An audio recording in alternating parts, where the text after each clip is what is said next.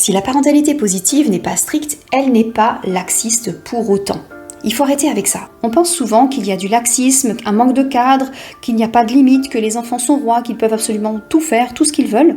Mais le cadre est absolument nécessaire et la parentalité positive inclut ce cadre. Alors où est la différence entre la parentalité dite positive et la parentalité dite traditionnelle ?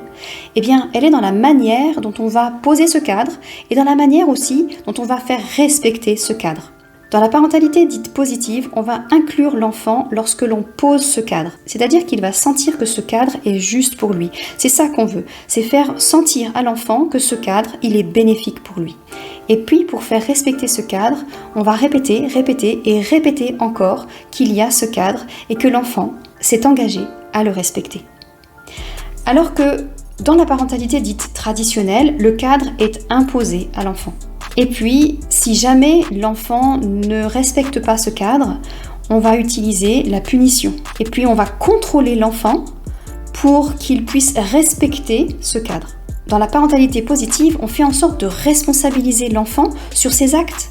Dans la parentalité dite traditionnelle, on fait en sorte de sanctionner l'enfant lorsqu'il fait quelque chose qui ne convient pas. Et là où c'est vraiment néfaste au niveau de l'éducation dite traditionnelle, c'est que l'enfant va se conformer aux attentes du parent, et cela dans la crainte de ne pas être aimé. Et ce mécanisme est complètement inconscient. Et il s'accompagne généralement d'un rapport de force où le parent est le sachant et l'enfant se voit imposer ce qui est bon pour lui, mais selon le parent. Alors cette attitude, elle amène à ce que l'enfant obéisse, c'est sûr, mais il obéit sous la contrainte et dans la crainte de déplaire aux parents. Alors dans ce type de parentalité, il n'est pas rare d'observer soit une rébellion, surtout à l'adolescence, donc la crise de l'adolescence, soit plus tard, on a des adultes qui se conforment aux attentes d'un petit peu tout le monde autour de soi. C'est-à-dire se conformer aux attentes du conjoint, de la société ou d'un patron aussi.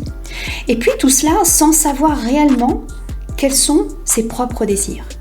C'est-à-dire qu'on oublie ce qui est important pour soi. On ne sait plus ce qui est important pour soi. On a une perte de sens aussi.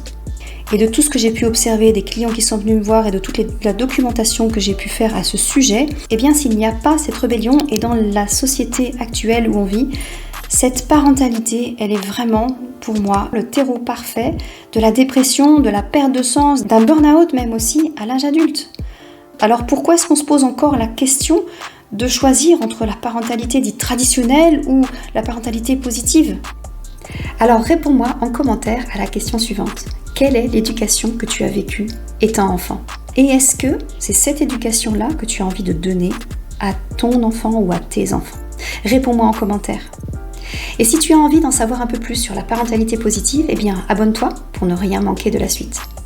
Et puis, si tu veux trouver plus de sens dans ta vie, abonne-toi aussi, parce que j'aborde les deux sujets.